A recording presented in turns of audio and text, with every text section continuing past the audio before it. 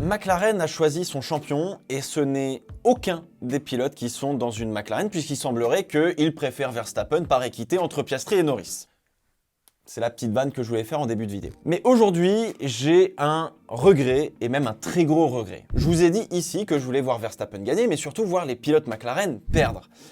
Et je regrette. Je regrette parce que finalement, avec du recul et vu ce qui se passe, ce n'est pas les pilotes que je voulais voir perdre, mais le management de McLaren. Et en tout cas, leur manière de faire. Et pour l'instant, ce management se dédouane moralement par l'équité absurde qu'il a mis en place depuis quelques saisons. On se retrouve dans une position où, au lieu d'avoir un gagnant et un perdant chez McLaren, on risque plutôt d'avoir deux perdants. Mais hey, that's how we go racing, comme le dit Zak Brown. Et vous voyez, ça, j'arrive pas à le supporter. Et j'ai bien l'impression que très peu le supportent visiblement. Les fans de McLaren, en particulier de Norris et de Piastri, sont comme tous les autres fans de F1, ils en veulent à McLaren. Qui n'en veut pas à McLaren aujourd'hui? Ça, c'est une vraie bonne question. Et maintenant, je sais que dimanche, l'émotion va prendre le dessus, que ce soit pour moi comme pour vous, parce qu'avec toute cette saison, les papaya rules, etc., je m'attends à avoir plus d'émotion et d'empathie pour ceux qui vont perdre que pour n'importe quel pilote qui sera couronné champion du monde. Et donc, c'est ça la triste réalité du combat qui nous attend pour Abu Dhabi, parce que McLaren, comme on l'a vu au Qatar, est capable de faire très fort pour bousiller la course de ces deux pilotes. Et comme c'est la première fois depuis 15 ans qu'on arrive au dernier Grand Prix de la saison avec plus de deux pilotes qui jouent encore le titre, et bah du coup, je suis allé revoir les autres finales similaires pour voir ce que McLaren doit comprendre avant dimanche pour ne pas merder la course de ces deux pilotes. J'ai répertorié 7 finales en Formule 1 où on avait plus de 2 pilotes qui pouvaient prétendre au titre à la dernière course. J'en ai choisi 3 et une petite bonus et je vous laisserai l'occasion d'aller creuser les autres de votre propre chef sur votre temps libre évidemment. Et alors comme j'ai pas spécialement d'ordre prioritaire pour vous raconter ces finales et en tirer un savoir un peu intéressant, je vais procéder bêtement par ordre chronologique. Donc on va d'abord voir la finale de 1983, puis celle de 2007, et enfin on va finir par la finale à Abu Dhabi en 2010. Pour finir premièrement, il faut finir. Alors oui, ça paraît un peu con, dit comme ça, mais vous augmentez vos chances de remporter le titre si vous finissez la course, si possible en marquant des points ou en allant chercher un podium, voire peut-être une victoire. Et c'est exactement ce que Nelson Piquet a fait en 1983. Tout le monde se donne rendez-vous le 15 octobre à Kyalami en Afrique du Sud pour courir le 15e et dernier Grand Prix de la saison et savoir qui va remporter le titre. Vous noterez qu'il y avait 10 Grands Prix de moins qu'aujourd'hui sur le calendrier et qu'on terminait presque 2 mois plus tôt la saison à l'époque, ce qui permettait à tout le monde d'avoir quand même de belles vacances. Arrivent 3 pilotes qui peuvent encore jouer le titre de champion du monde. Alain Prost mène le championnat avec sa Renault et il devance Nelson Piquet sur sa Brabham et René Arnoux sur sa Ferrari. Nelson Piquet est à seulement 2 points de Alain Prost, donc il a une vraie marge de manœuvre pour aller chercher le titre, mais à l'époque, le système de points est différent de celui qu'on connaît aujourd'hui. Le premier prend 9 points, le deuxième 6 points, le troisième 4 points, puis 3 points, 2 points et 1 point. Cela veut dire que les 6 premiers du Grand Prix marquent des points et c'est tout. Nelson Piquet se qualifie en 2e position et est mieux placé que René Arnoux 4e et Alain Prost 5e. Mais vous le savez comme moi, ce qui compte, c'est de marquer les points le dimanche. Et pour le coup, fallait aller au bout.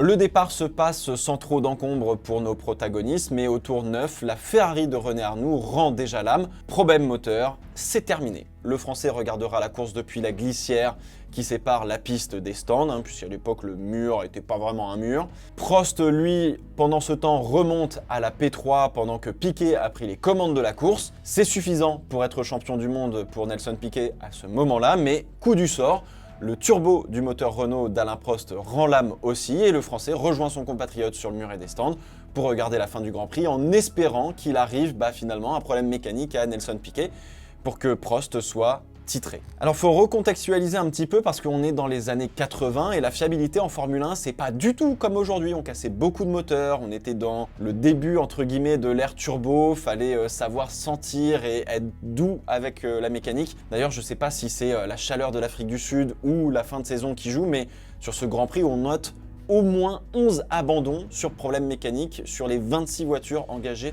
au départ de la course. Bon alors maintenant que tous les rivaux sont à pied dans les stands, Nelson Piquet lève le pied et commence à rouler tranquillement pour préserver sa mécanique et simplement aller au bout du Grand Prix.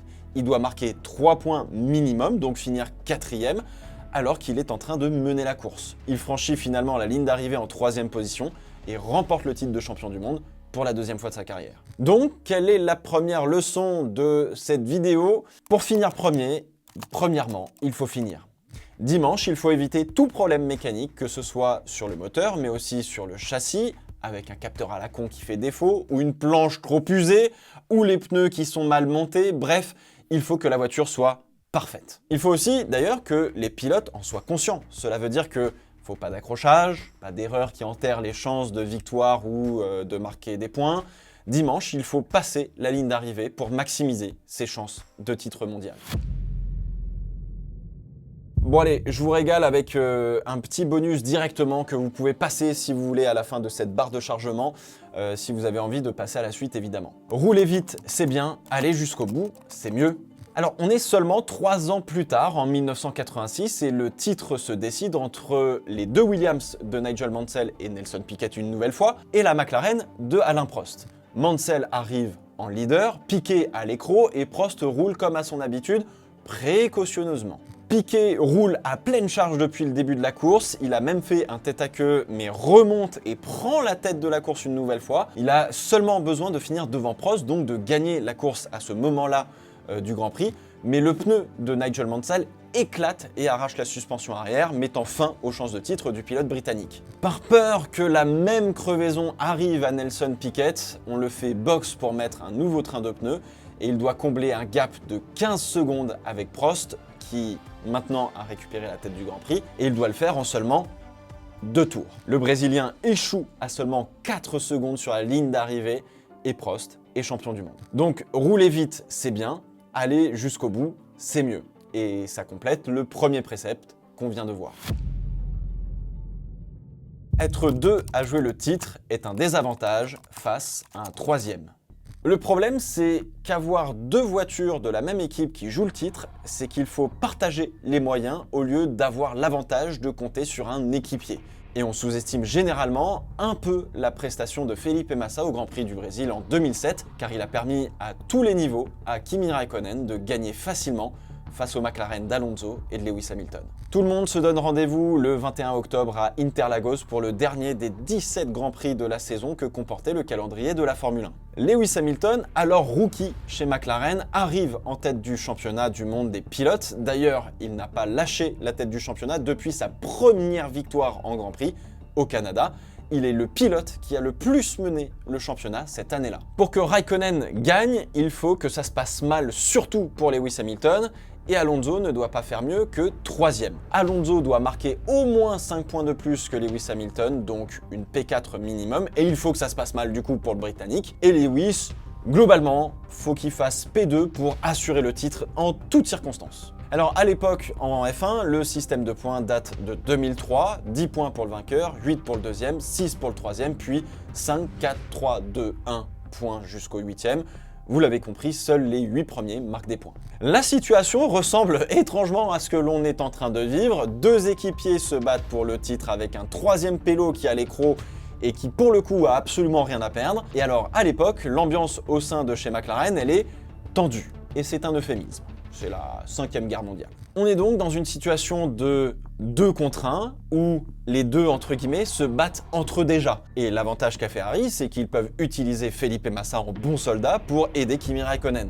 Là où les McLaren vont avoir tendance à être beaucoup plus seuls chacune de leur côté, voire à se tirer les cheveux entre eux. Massa prend la pole position chez lui, Hamilton se hisse 2e devant Raikkonen et Alonso, Massa s'élance bien, tout comme Raikkonen derrière lui, mais Hamilton et Alonso galèrent sur le côté sale de la piste. Massa se rabat à gauche pour défendre sur Lewis Hamilton. Raikkonen repousse son freinage à l'extérieur. Et voilà que les Ferrari mènent la danse en sortie des S de Senna. Hamilton galère toujours dans le virage 1 et 2. Alonso saisit l'opportunité et passe son équipier dans le virage 2 par l'extérieur. Hamilton tente de répliquer mais manquera d'accrocher Alonso au freinage du virage 4 et sortira même de la piste, perdant un paquet de positions, le mettant presque hors course pour le titre. D'ailleurs, il va être victime quelques tours plus tard d'un problème hydraulique, mais il arrive quand même à repartir. Bref, globalement, c'est fini pour Lewis Hamilton. Devant, chez Ferrari, on fait l'échange de positions avec délicatesse.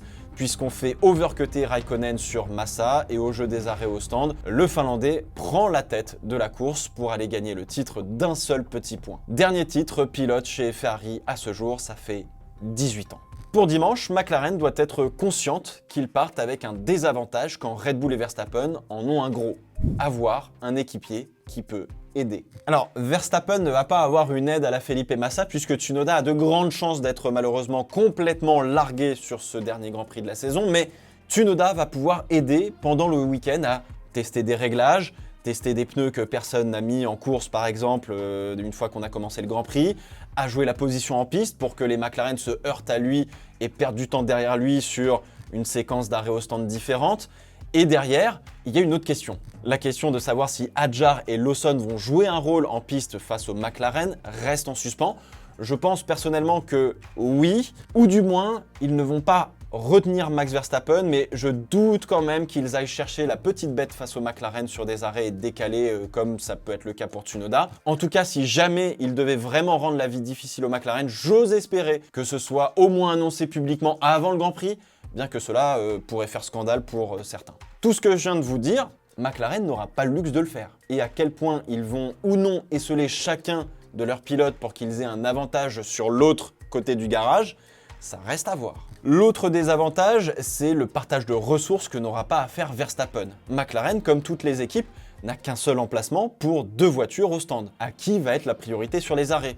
Et généralement, il n'y a qu'une seule bonne stratégie, celle qui fait gagner. Comment on fait si les 2 voitures sont proches l'une de l'autre pour les faire rentrer? Est-ce qu'on fait un double stack, oui, non? Qui on priorise? Et dans le cas où Verstappen peut gagner le titre, mais que un des pilotes McLaren a entre les mains la possibilité de titre pour l'autre pilote McLaren, est-ce que ce pilote McLaren va aider son équipier ou pas?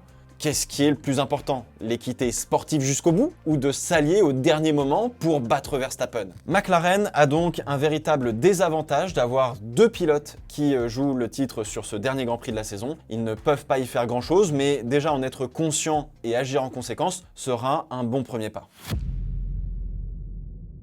Visez juste. Je vous l'ai répété à plusieurs reprises dans des Fast Five sur les 5-6 dernières années, le plus important en termes de stratégie en Formule 1, c'est de ne pas se tromper de cible. Et pour cela, il faut être capable de regarder et de comprendre la course dans sa globalité.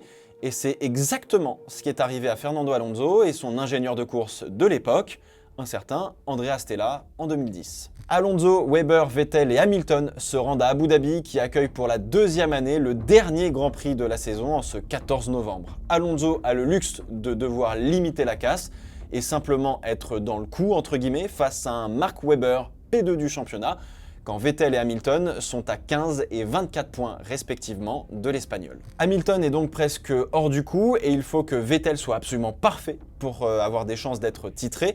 La vraie bataille oppose donc Fernando Alonso à Mark Webber et c'est là tout le problème que Ferrari va se manger en plein dans la tête. Sebastian Vettel prend la pole position devant Lewis Hamilton, Alonso prend la P3, donc il est dans une position presque idéale puisqu'il doit être P5 minimum pour remporter le titre, et il reste devant Mark Webber, qualifié seulement 5e sur la grille.